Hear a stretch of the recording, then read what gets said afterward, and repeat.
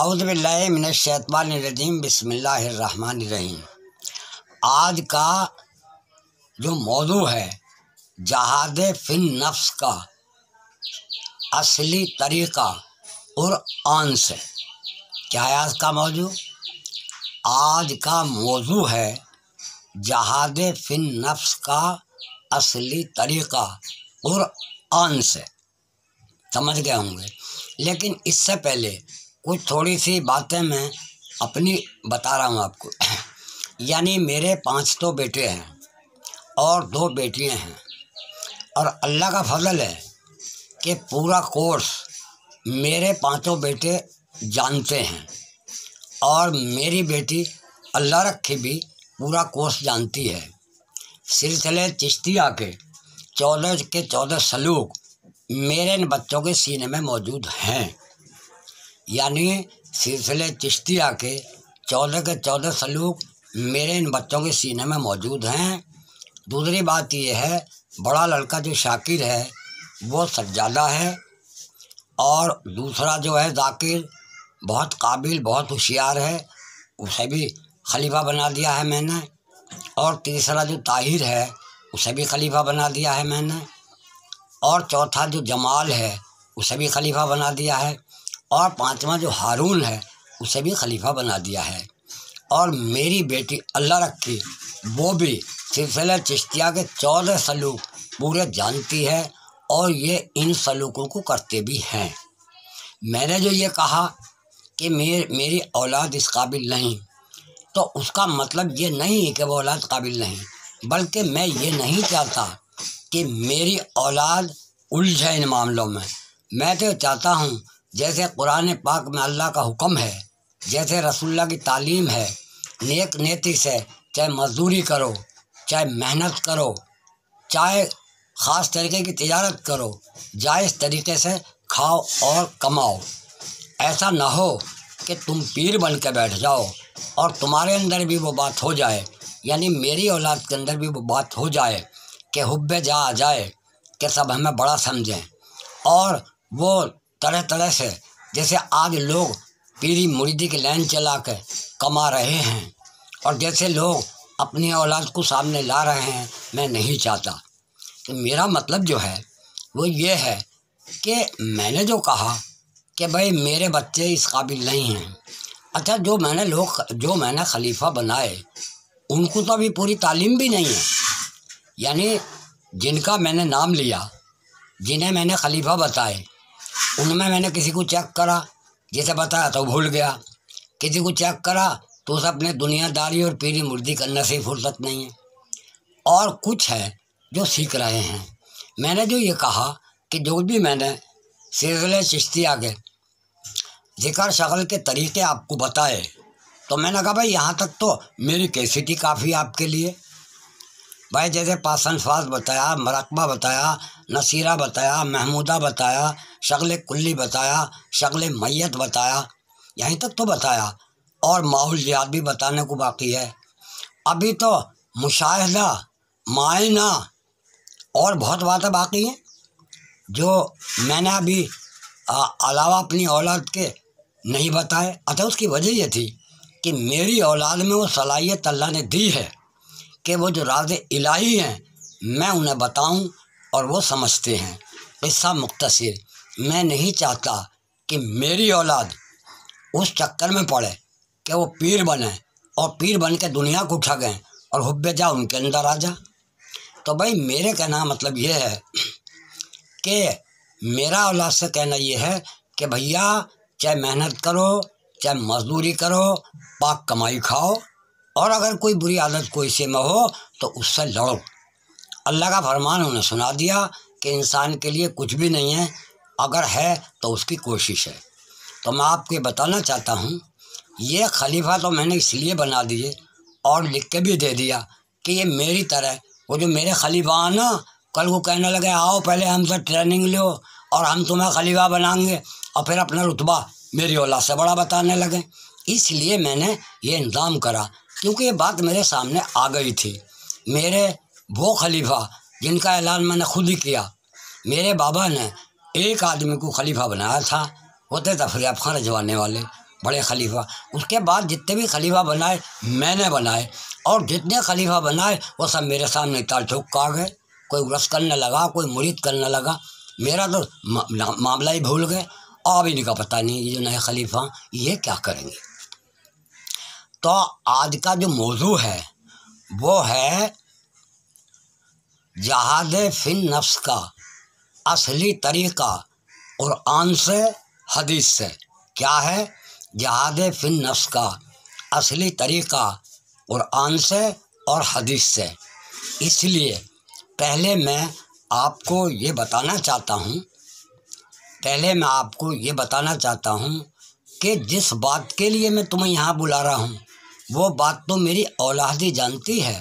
अल्लाह ने उन्हें वो सलाहियत दी है कि वो राज़ो नियाज को समझ सकें, और मेरी तो बेटी ऐसी है कि पूरा सलूक तरीक़त जानती है।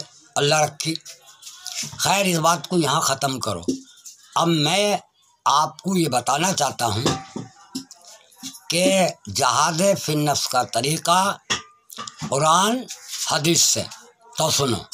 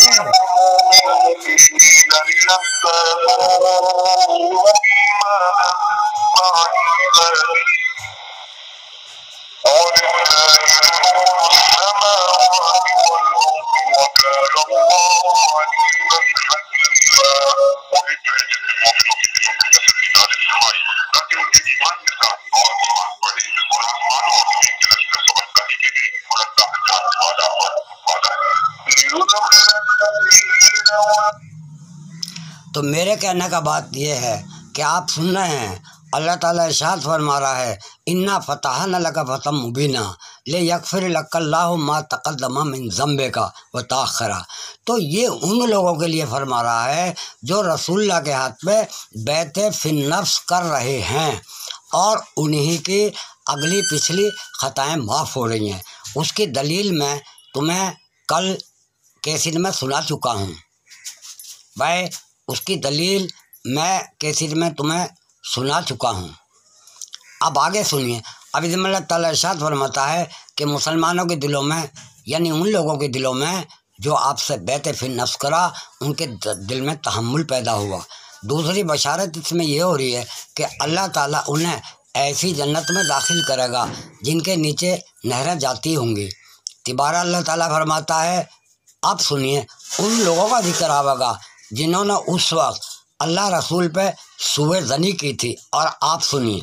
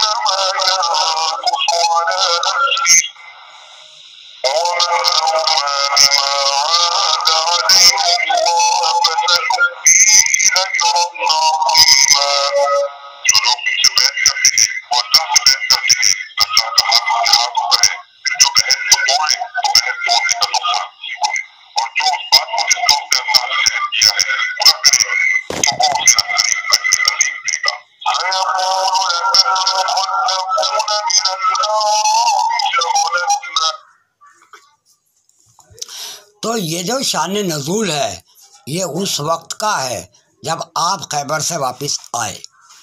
और जब आप खैबर से वापस आए तो उस वक्त जो यहूदी थे या तो कत्ल कर दिए गए या उन्हें शहर बदर कर दिए गए, लेकिन जो लोग ईमान ले आए थे वो आए। मगर उनमें भी कुछ लोग ऐसे थे कि डर के मारे ईमान तो ले आए थे लेकिन वो अंदर से थे मुनाफिक। जब ये आयतें नाजिल हुई इसमें अल्लाह ताला का इरशाद हुआ, इन्ना फतहना लका फतहम मुबीना, यानी ए मोहम्मद सल्लल्लाहु अलैहि वसल्लम जो लोग बैत हो रहे हैं हम शैतान के ऊपर उन्हें खुली हुई फतह दे रहे हैं और फतह भी ऐसी साफ दे रहे हैं कि उनके वो भी गुनाह जो उन्होंने ज़िंदगी भर किए वो भी माफ़ और जो करते रहे हैं वो भी माफ़। जब ये बात, क्योंकि मुसलमान ज़्यादा तादाद में बेपढ़े थे और यहूदी पढ़े हुए थे, उन्होंने तमाम मुसलमानों से ये कहना शुरू कर दिया कि भाई ये बात तो न आदम अलैहिस्सलाम ने कही, न ये बात नूह अलैहिस्सलाम ने कही, और न ये बात इब्राहिम अलैहिस्सलाम ने कही, और ना मूसा अलैहिस्सलाम ने कही, और ना दाऊद अलैहिस्सलाम ने कही, ना ईसा अलैहिस्सलाम ने कही, ये तो अपनी तरफ से खुद कह रहे हैं। तो मुसलमान बेकाय में आ गए और कोई भी बैत होने को न गया। सिर्फ 12 आदमी बैत हुए और उन 12 में 4 आदमी रसूलुल्लाह के घर के थे, अली, फातिमा, हसन, हुसैन, और 8 आदमी अबू सिद्दीक़ रज़ियल्लाहु अन्हु, उमर फारूक आज़म, हज़रत उस्मान गनी, तिल्हा, ज़ुबैर, अब्दुर्रहमान बिन औफ वगैरह वगैरह। ये 8 आदमी बाहर के थे और इन 12 आदमियों को इन्हीं की ज़िंदगी में जन्नत की बशारत भी दे दी गई। कुरान पाक में अल्लाह ताला ने उन्हीं की ज़िंदगी में उन्हें जन्नती होने की बशारत दे दी गई और इनमें से 4 को खुलेआम मोहम्मद सल्लल्लाहु अलैहि वसल्लम ने फरमा दिया, यानी जनाब सैयदा फातिमा ज़हरा जन्नतियों की सरदार हैं और इमाम हसन हुसैन ये जन्नती मर्दों के सरदार होंगे। आगे समझ में शागिर्द थे, सच बात कर। तो ये चारों का रसूलुल्लाह ने खुद खोल दिया, बाकी लोगों का हिसाब क़याफ़े पर लगाया और वो क़याफ़ा जो था वो सही था। अब इसमें अब जब अल्लाह ताला, अब आपने सुना इरशाद बारी हो रहा है कि जिन लोगों ने अल्लाह रसूल के साथ सुए ज़नी की, यानी ये कि ये बात अपनी तरफ से कह रहे हैं, तो अल्लाह ताला आपको साफ कुरान में सुना रहा है कि अल्लाह ताला उनसे ऐसा नाराज़ होगा कि उन्हें हमेशा हमेशा के लिए दोज़ख में डाल देगा और उन पर रहम नहीं किया जाएगा। आपने सुन लिया। फिर अगली आयतों में ये कहा है, नबी हमने तुम्हें खुशखबरी देने वाला डराने वाला करके भेजा। फिर अगली आयतों में ये कहा कि मुसलमानों तुम अल्लाह पर ईमान लाओ, रसूल पर ईमान लाओ, मोहम्मद सल्लल्लाहु अलैहि वसल्लम की ताज़ीम करो और इनकी मोहम्मद सल्लल्लाहु अलैहि वसल्लम की ताज़ीम करो और इन्हें याद करो सुबह शाम। तुम्हारे उलमा कराम ने अल्लाह का नाम ले दिया। वो मैंने कल तुम्हें बताया था कि सूरज निकलते टाइम 20 मिनट और सूरज निकलने से पहले 20 मिनट, यानी सुबह और शाम।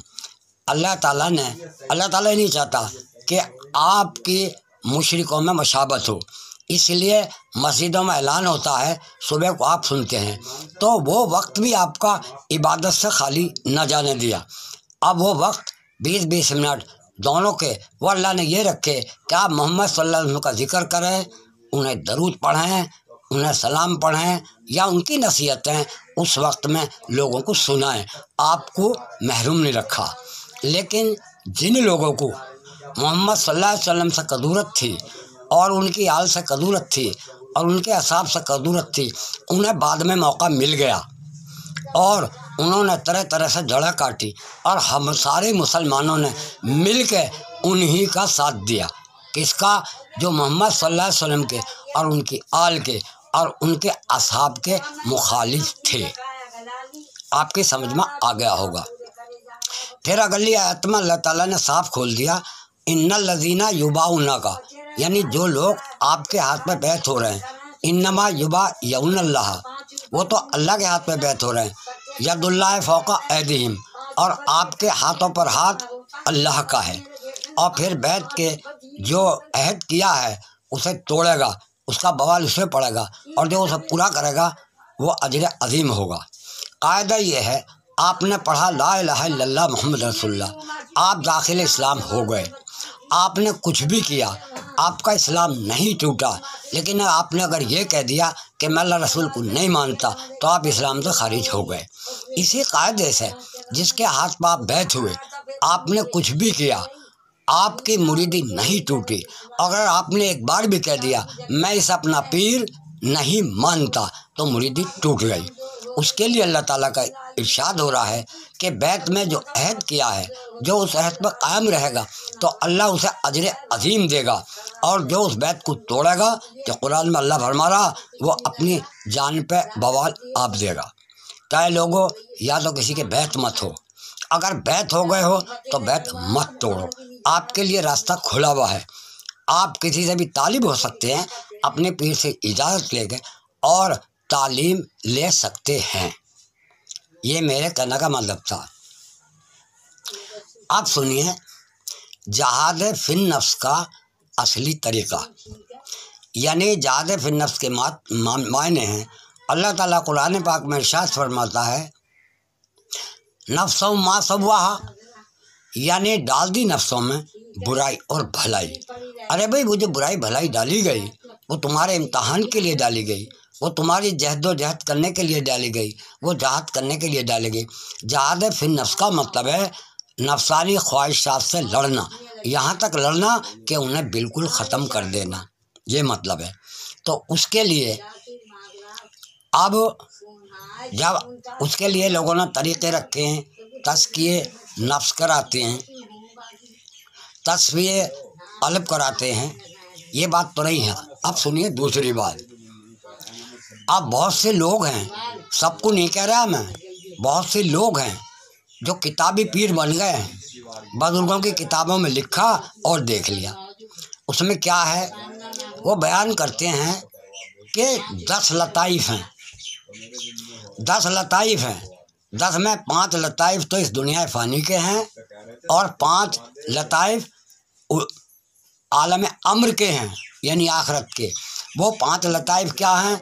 आग, हवा, मट्टी, पानी और नफ्स। इनका ताल्लुक़ इसी दुनिया से है। और वो जो 5 रहे, उनका ताल्लुक़ जो है वो आलम अम्र से है। उनमें एक कल्ब है, नंबर 2 पे रूह है, नंबर 3 पे उस रूह में भेद है, नंबर 4 उसमें अल्लाह है। ये तरीक़ा रसूल मक़बूल सल्लल्लाहु अलैहि वसल्लम ने बताया है। तो अब उसमें 5 तो ये हो गए, आग, हवा, मट्टी, पानी और नफ्स। इनका ताल्लुक़ इस दुनिया फ़ानी से रहा। और 5 जो हैं वो आले अमर से ताल्लुक़ रखते हैं, जिनमें आपका कल्ब है, आपकी रूह है, रूह के अंदर भेद है, फिर खफी है और फिर इख्फा है। मतलब यानी आपका कल्ब है और आपकी रूह है, रूह के अंदर भेद है, फिर उसमें खफी है, फिर इख्फा है। तो अब सुनिए दूसरी बात, कुछ लोग सुनी सुनाई बातों में मुकाम अना का जिक्र करते हैं, मगर वो जानते भी नहीं कि अना किसे कहते हैं। कहते भाई अना का मुकाम दिमाग, हाँ भाई सही है, लेकिन सुनो, अना का दिमाग अना का मुकाम वाकई आपका दिमाग है। अगर आपका दिमाग है तो आप ये समझ रहे हैं मैं हूँ। अना के मायने मैं, इस दिमाग से आप ये महसूस करते हैं कि मैं हूँ। लेकिन जैसे सलूक तरीक़त पासन फास से शुरू होता है, माउल जहात पर ख़त्म होता और फिर आखिर में पासन फास है, ऐसे ही मुकाम अना यहाँ से शुरू होता है और आखिर में अना पे ख़त्म होता है। अना पे ख़त्म होने का मतलब क्या है? देखो, इस वक्त इस दिमाग ही से हमें मालूम है कि हम हैं। दिमाग ना हो तो हम तो हैवान भी नहीं हैं, हम तो मट्टी हैं।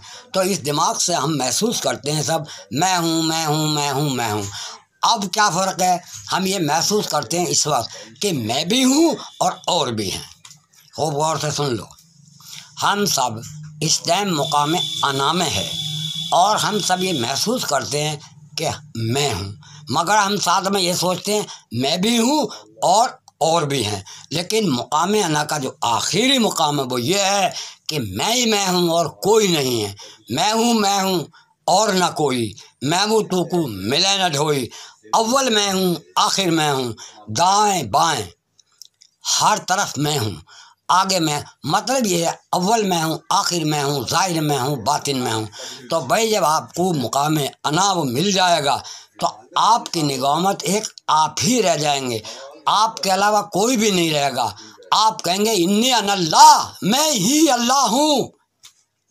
जब आपको मुकाम अना मिल जाएगा तो आप क्या कहेंगे? इन्नी अनल्लाह, अरे मैं ही अल्लाह हूँ। जैसे मंसूर ने कहा अनल हक, जैसे ख्वाजा बादत बुस्तामी रहमतुल्लाह अलैह के मुँह से निकला ग़लबे हाल में, क्या निकला? अना सुबानी आज़म शानी, मैं पाक हूँ और ऊँची है मेरी शान। तो बढ़ गए सबसे आगे, अल्लाह से भी आगे गए। यानी अना सुबानी आज़म शानी, ये उनका हाल था। जब वो हाल से लौटे तो मुरीदों ने कहा कि हुजूर आप ये फरमा रहे थे अना सुबानी, मैं पाक हूँ, आज़म शानी, ऊँची है मेरी शान। कहा वो ग़लबे हाल था, मैं काफिर हो गया था और अब मैं फिर से कलमा पढ़ता हूँ और मुसलमान होता हूँ और कहता हूँ अशहदु ला इलाहा इल्लल्लाह व अशहदु अन्ना मुहम्मदन अब्दुहु रसूलुहु। ऐसे ही जब इंसान अल्लाह की राह में यानी जहाद फिन नफ्स के लिए सबसे पहला जो तरीक़ा रखा है वो पासन फास का रखा है, फिर मराक़बे का रखा है, फिर नसीरा का रखा है, फिर महमूदा का रखा है, फिर शगले कुल्ली है, फिर शगले मोयत है, फिर माउल जहाद है, फिर मायना है, मराक़बा है, मुशाहिदा है। ये बहुत सारी मंजिलें हैं जिनमें से मैंने तुम्हें कुछ करके बताया और कहा कुछ के लिए आना पड़ेगा। जिस बात के लिए आपको आना पड़ेगा, अरे वो तो मेरी सारी औलाद जानती है, उनका ज़र्फ ऐसा है, वो समझते हैं। देखिए आपको बताता हूँ, अल्लाह ही का हुक्म है, रसूलुल्लाह का ही हुक्म है कि आपसे जो आदमी बैत हो रहा है ये हुक्म शेर खुदा के लिए है।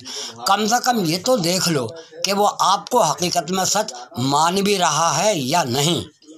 उसके लिए इम्तहान लिया जाता है और इम्तहान लेने के लिए उल्टी बातें कही जाती हैं। अगर वो हकीकत में मान रहा है तो वह कहता है जो कुछ कह रहे हैं वो सही है। तो ये सिलसिला कुरान से बता रहा हूँ, ये सिलसिला अंबिया मुरसलीन से चला। जो शरीयत अल्लाह ताला ने आदम अलैहिस्सलाम को दी थी, यानी बहन भाई का आपस में निकाह, लेकिन जब दूसरा नबी आया तो जब वो ये कहेगा भाई बहन भाई का निकाह हराम है, तो जो आदमी उस पर ईमान नहीं लाना वो कहेगा यार ये नबी हो ही नहीं सकता, आदम ने तो बहन भाई का निकाह रखा है।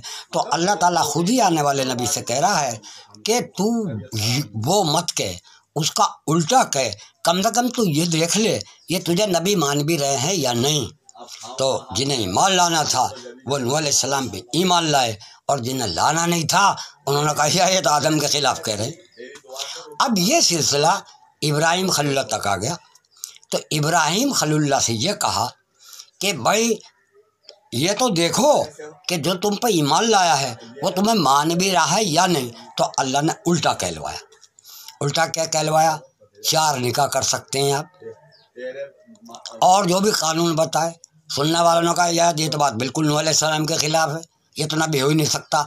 लेकिन जो आदमी आप पर ईमान ला चुका था उसने आपकी बातों में आमन्ना सद्दकना कहा। क्या करा? लबें भी कटवाईं, खतने भी करवाईं, कुर्बानियाँ भी की। मान गए नहीं मान गए। अब इसी कायदे से आगे वो ज़माना उनका आ गया मूसा अलैहिस्सलाम का। तो मूसा अलैहिस्सलाम के ज़माने में अल्लाह ने मूसा कहा कम से कम ये तो देख ले कि इनमें से कोई तुझे मान भी रहा है नहीं। तो आपने कहा अल्लाह ताला मैं क्या करूं कि तू ये कह कि 2 बहनों के साथ निकाह जायज़ है, 2 बहनों के साथ निकाह जायज़ है। तू ये कह कि शनिचर का शिकार मत खेलो, तू ये कह। तो बहुत बातें मूसा अलैहिस्सलाम से अल्लाह ने वो कहलवाई जो पहले नबियों के यहाँ खिलाफ थी। लेकिन मूसा अलैहिस्सलाम के मानने वालों ने उनकी बात को मानी। तो मैं बता रहा हूँ कुरान से, ये अल्लाह का पुराना कायदा है। अब सुनिए आगे को। मतलब जो बात मूसा अलैहिस्सलाम तौरात शरीफ में जायज़ कर चुके थे, फिर अल्लाह ने दाऊद अलैहिस्सलाम और पैगंबर दाऊद बिन सुलैमान अलैहिस्सलाम को पैगंबर बनाया और उनसे ये कहा आप ये तो देख लें कि लोग ये जो यहूदी हैं जिनके ऊपर तुम बादशाह हो, जिनके ऊपर तुम्हें हमने नबी बनाया है, ये तुम्हें मान भी रहे हैं या नहीं। यूँ कहता अल्लाह मैं क्या करूं कि आप 100 निकाह करो, ये करो वो करो वो करो वो करो वो करो। जब आपने 100 निकाहों की बात भाई खुद की है और दाऊद अलैहिस्सलाम ने भी की है, तो जो यहूदी आप पर ईमान नहीं लाए थे उन्होंने कहा भाई हम नहीं मानने के, ये तो खिलाफ कर रहा है। मूसा अलैहिस्सलाम तो 2 बहनों के साथ निकाह बना रहे, मूसा अलैहिस्सलाम से कह रहे हैं 4 ही निकाह कर सकते हैं, और भाई यार ये तो 100 कर रहे हैं। लेकिन जो उनके ऊपर ईमान लाए थे उन्होंने 100 ही निकाह को जायज़ माना। दूसरी बात, तस्वीरें बनाने को, मुजस्समे बनाने को जायज़ माना। तो बहुत बातें ऐसी थी, मैं तफसीर में नहीं जाता, जो दाऊद अलैहिस्सलाम और सुलैमान अलैहिस्सलाम ने कहीं, वो जो उनको सच्चे दिल से मानते थे वो उन्होंने मानी। अब ज़माना आ गया ईसा अलैहिस्सलाम का। ईसा अलैहिस्सलाम से अल्लाह ताला ने ये कहा कि मेरे प्यारे ईसा, तुझे हमने रसूल और नबी बनाया है, कम से कम ये तो देख ले कि तुझे मान भी रहे हैं नहीं। तो आपने कहा अल्लाह मैं क्या करूं कि देख दाऊद के यहाँ 100 निकाह जायज़ थे, तू कह दे एक के अलावा दूसरा निकाह हराम। तो आपने कहा कि भाई एक के अलावा दूसरा निकाह हराम। तो यहूदी बोले अरे यार ये तो खिलाफ कह रहा तौरात के, ये नबी हो ही नहीं सकता। लेकिन जो आप पे ईमान लाए 30-35 आदमी, उन्होंने हर वो बात मानी जो ईसा अलैहिस्सलाम ने उनको बताई। अब आ गया हमारे सरकार का ज़माना। तो सरकार से भी अल्लाह ताला ने कहा ऐ मोहम्मद सल्लल्लाहु अलैहि वसल्लम, कम से कम ये लोग जो आपका कलमा पढ़ के आपके ऊपर ईमान ला रहे हैं, कम से कम ये तो देख लो कि ये वाकई में तुम्हें नबी मान भी चुके हैं। इनमें बहुत से आदमी तुम ऐसे पाओगे कि कलमा भी पढ़ते हैं, नबी भी मानते, लेकिन मानते नहीं हैं। तो फिर कहा अल्लाह ताला मैं कैसे करूं? तो पहला हुक्म अल्लाह का ही आया ऐ मोहम्मद सल्लल्लाहु अलैहि वसल्लम, तुम भी मस्जिद अक्सा की तरफ नमाज़ पढ़ते थे, दाऊद अलैहिस्सलाम भी, और सुलेमान अलैहिस्सलाम ने उधर मस्जिद अक्सा बनाई थी जिसे यरूशलेम कहते हैं। ईसा भी उधर ही को नमाज़ पढ़ते थे, सब उधर ही को नमाज़ पढ़ते थे। ज़रा तुम देखो तो सही कि ये लोग अगर तुम्हें मानते होंगे तो आप जिस चीज़ को भी क़िबला बना लेंगे उसी को लौट जाएंगे। तो आप उस वक्त नमाज में खड़े हुए थे, नमाज में खड़े हुए थे, अल्लाह ताला का इरशाद हो रहा है ऐ मोहम्मद सल्लल्लाहु अलैहि वसल्लम, तुम जो आँख उठा उठा कर देख रहे हो मैं समझ रहा हूँ, इसलिए मैं हुक्म देता हूँ तुम खाने काबा कोई अपने क़िबला बना लो। तो आप नमाज़ पढ़ते में ही लौट गए। तो उस वक्त आपके पीछे वो भी थे जो मुसलमान थे, वो भी ईसाई थे जो आप पे ईमान लाए थे, और वो भी यहूदी थे जो आप पे ईमान लाए थे। किसी के काबे से फिर जाना, मामूली बात समझ रहे हो, अगर कोई तुम्हारा मुसलमानों का रुख काबे से फिरवा दे कितना बुरा समझेंगे, लेकिन अल्लाह के हुक्म से वो यहूदी जो उस वक्त आप पे ईमान ले आए थे, वो ईसाई जो आप पे ईमान ले आए थे और नमाज में शामिल थे, जब आपने अपना रुख खाने काबे की तरफ करा जहाँ 360 बुत थे, सबके सब उधर ही को हो गए, तो आपको यकीन हो गया कि हकीकत में ये मेरे मानने वाले हैं। फिर रसूलुल्लाह को हुक्म हुआ कि ईसा की शरीयत में एक निकाह के बाद दूसरा हुक्म निकाह हराम है। ए मोहम्मद आजमाओ इन्हें और कहो आप 4 निकाह कर सकते हैं। तो जो ईमान वाले थे उन्होंने 4 निकाह किए, और जो ईमान वाले नहीं थे ये क्या खारिज हो गए, यार ये तो ईसा अलैहिस्सलाम की किताब के खिलाफ बता रहे हैं, ये तो नबी हो ही नहीं सकते, और वो मुर्तिद हो गए, इस्लाम से खारिज हो गए। फिर आपने कहा कि भाई ख़त्ने कराओ। भाई मेरे ख़ानदान में तो हम इब्राहिमी में हैं, हमारे ख़ानदान में तो रस्म है ख़त्ने कराने की, हमारे ख़ानदान में तो रस्म है कुर्बानी करने की, हमारे ख़ानदान में तो रस्म है साल ख़त्म हो रही है यानी दुकाना पढ़ने की, और हमारे तो ख़ानदान में रस्म है लबें कटवाने की, हमारे ख़ानदान में तो रस्म है दाढ़ी रखाने की। तो जो लोग ईमान वाले थे वो मोहम्मद सल्लल्लाहु अलैहि वसल्लम पे ईमान पर कायम रहे, और जिन्हें बहाना मिल गया वो मुसलमान होने के बाद भी मुर्तिद हो गए। अब सवाल आ गया सजदे का।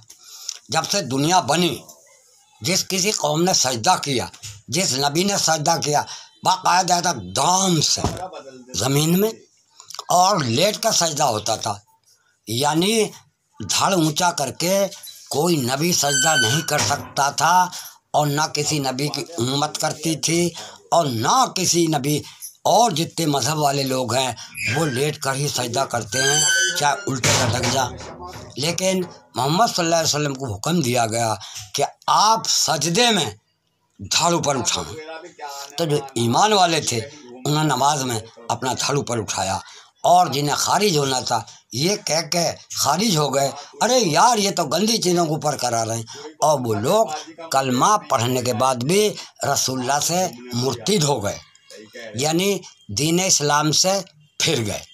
तो इसी कायदे से जब ये सिलसिला अल्लाह ने आगे बढ़ाया और शेर खुदा को ये तालीम दी, तो शेर खुदा को सबसे पहली बात यही बताई कि अली कम से कम किसी भी तरीके से ये देखो कि ये आदमी वाकई आपको अल्लाह का वली मान भी गया या नहीं मान गया।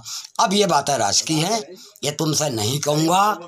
जब पीर आजमाने पाते हैं तो मुरीद से कहनी अनकहनी सारी बातें कहते हैं, ये आजमाने के लिए कि ये मान गया नहीं मान गया। जब पीर किसी मुरीद से शरे के खिलाफ कोई बात कहता है, वो खुल के सामने आ जाता है और पीर से कहता है तो पीर नहीं तू शैतान है, और वो फिर जाता है। और जब वो फिर जाता है तो उसे राज़े इलाही बताने का अहल नहीं समझा जाता, और उसे अल्लाह के राज और इसरार नहीं बताए जाते। और ये बात जब से लेके अभी तक राइज, यानी ये बात सिलसिले ब सिलसिले औलिया अल्लाह में आज भी आ रही है।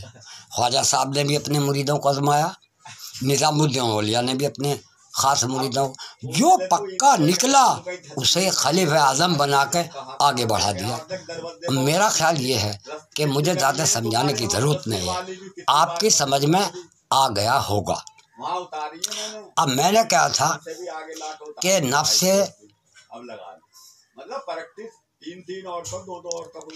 फिन नफ्स, जहाद फिन नफ्स, जहाद फिन नफ्स की शुरुआत किसने की? मोहम्मद रसूल मकबूल सल्लल्लाहु अलैहि वसल्लम ने। और जहाद फिन नफ्स के तौर तरीके किसने बताए? जनाब मोहम्मद रसूल मकबूल सल्लल्लाहु अलैहि वसल्लम ने। और रसूलुल्लाह को ये तरीके किसने बताए? अल्लाह ने। और आपने किसको बताए? अली शेर खुदा को। और अली शेर खुदा ने किसे बताए? ख्वाजा हसन बसरी को। अब वो बातें ज़्यादा तूल में नहीं जाता, वो आगे आपकी समझ में आ जाएंगी। मुझे तो बताना ये था कि मोहम्मद सल्लल्लाहु अलैहि वसल्लम के यहाँ जहाद फिन नफ्स करने का क्या तरीका है। माशाल्लाह, अल्लाह के फजल से सीने बसीने जैसे मोहम्मद सल्लल्लाहु अलैहि वसल्लम ने बताया था, ऐसे ही अली से ख्वाजा हसन बसरी और उनसे गौस पाक और उनसे ख्वाजा साहब और उनसे सिलसिले सैयद हाफिज़ मोहम्मद अली सराबादी जो खलीफा, और उनसे मेरे दादा पीर हज़रत में, और उनसे मेरे वालिद शाह वली अब्दुल गनी वली रहमतुल्लाह अलैह और शाह में सिद्दीकी, उन्हें मालूम था और मुझे वो तरीके सीने बसीने पहुँचे।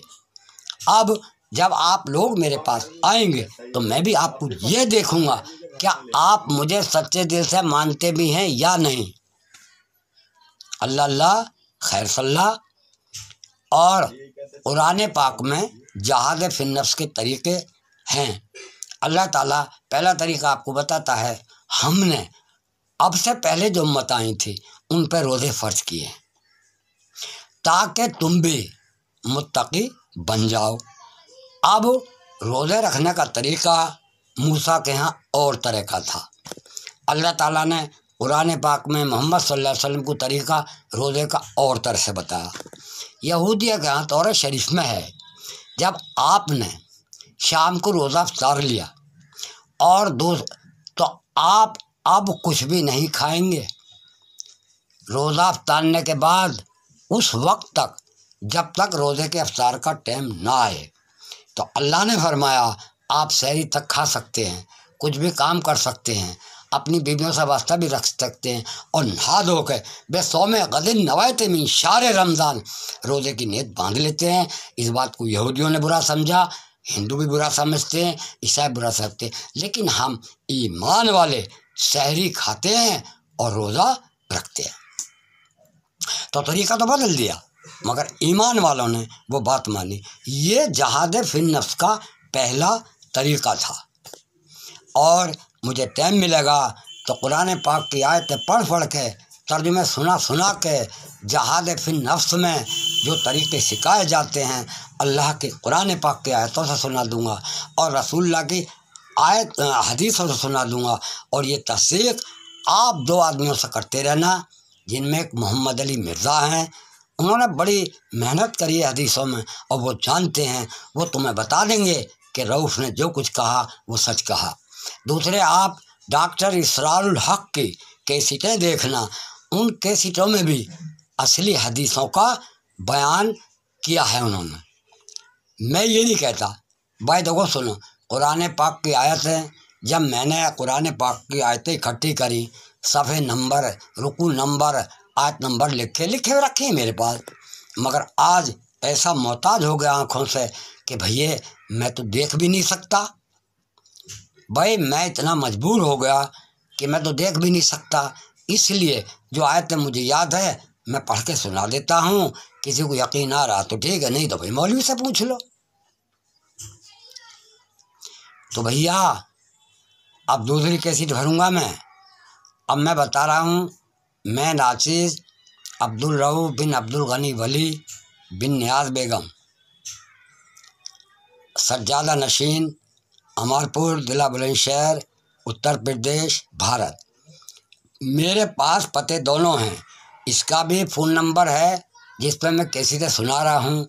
इसका फ़ोन नंबर मैं इसलिए नहीं देता हूँ कि जब मैं आपकी मोहब्बत में कोई अपनी जो इल्म मुझे है मैं उस इल्म को आपको बांट रहा होता हूँ तो चाहे जिसका फ़ोन आ जा तो डिस्टर्ब होते हैं, या जब मैं इसे लोड कराता हूँ तो उस टाइम उसका फ़ोन आता तो उसमें कमी हो जाती है।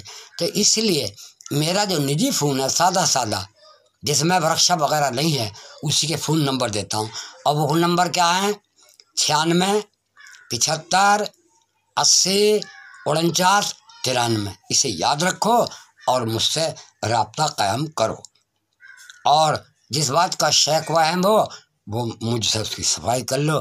अल्लाह का लाख लाख शुक्र है, हज़ारों फ़ोन आते हैं और लोग तारीफ़ें भी करते हैं, कुछ नाराज़ भी होते हैं, मुझे इससे लेना देना नहीं है। तो मैंने बता दिया कि मेरे 5 बेटे और 2 बेटियां हैं। मैंने सारे ज़िक्र शगल के तरीक़े उन्हें सिखा रखे हैं और आगे को उन्हें वो बातें भी बता रखी हैं जो आप जब उनसे मिलेंगे तभी वो बता सकते हैं। लेकिन मैंने उन्हें इस झगड़े से यूँ बचाया कि लोग पीर बन जाते हैं, हुब्बे जहाज जाती है, तरह तरह की मक्कारियाँ कर लगते हैं, तावीज़ लिखेंगे, ये करेंगे वो करेंगे, तरह तरह के ढोंग करते हैं। तो मैं चाहता हूँ मेरी औलाद इन ढोंगों में ना पड़े, और मेरी औलाद से अगर कोई मिले तो असली अल्लाह का चाहने वाला के मिले। तो जितने मैंने खलीफा बनाए हैं उन खलीफाओं को तो मैंने वहाँ तक बताया भी नहीं है जहाँ तक मेरी औलाद जानती है, जहाँ तक मेरी बेटी जानती है, अल्लाह रखी। मगर इसका मतलब ये नहीं है कि मैं उनका तुम्हारे सामने एडवर्टाइज कर रहा हूँ। खलीफा हैं चारों को चारों, सज्जादा है एक शाकिर।